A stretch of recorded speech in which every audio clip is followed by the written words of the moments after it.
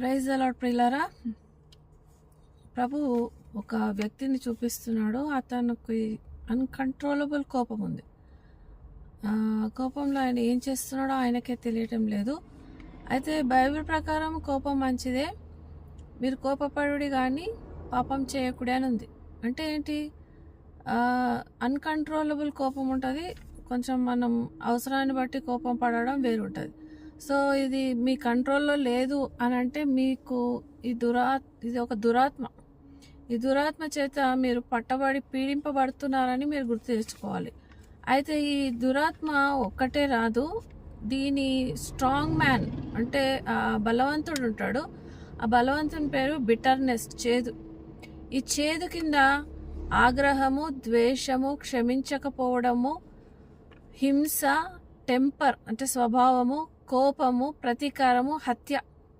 చూడండి, ఇన్ని ఉంటాయి అన్నట్టు. అంటే మీలో చేదు ఉంది కాబట్టే ఈ కోపం అనేది మీకు అన్కంట్రోలబుల్ ఉంటుంది. అంటే మీరు ఎంత తమాయించాలనుకుంటున్నా అది అన్కంట్రోలబుల్ ఉంటుంది. అంటే మీరు దాన్ని నియంత్రించుకోలేరు.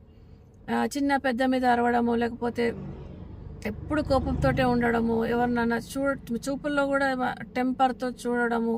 సో ఇవన్నీ జరుగుతున్నాయి అంటే అది మీరు కాదు, మీలో ఉన్న దురాత్మ అలా పనిచేస్తుంటుంది. కాబట్టి ఈ స్ట్రాంగ్ మ్యాన్ని మనం ఎప్పుడైతే బంధిస్తామో ఆ వేర్లు కూడా బయటికి వస్తాయి.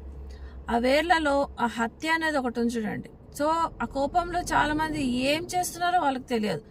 జైల్లో వెళ్ళినప్పుడు చాలామంది ఏమని సాక్ష్యం ఇస్తారు, ఒక్క నిమిషం నేను తమాయించుకుని ఉంటే నేను హత్య చేయకుండేవాడిని, లేకపోతే నేను ఆ ప్రతీకారం తీర్చుకోకుండా ఉండేవాడిని, ఇంకా ఇంత పాపం చేసి ఇక్కడ నరకం జైల్లో పడడం జరగకుండే అని చాలామంది సాక్ష్యం చెప్తుంటారు. So now I'm going to call it out from you. ఎవరైనా కోపంతో పట్టబడి ఉంటే యేసు నామమున విడుదల పొందడానికి ప్రార్థనలు ఏకీభవించండి. పరలోకమందున్న దేవా, నీకే స్తోత్రం, వందనాలు ప్రభువా.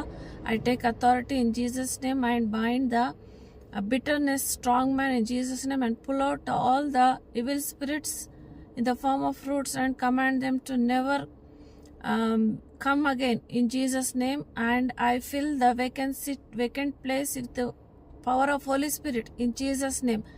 Be delivered in Jesus name. యేసు నామమున విడుదలను ప్రకటిస్తున్నాను. యేసు ప్రభువుకే నిజమైన మహిమ కలుగును గాక. Amen, amen, amen.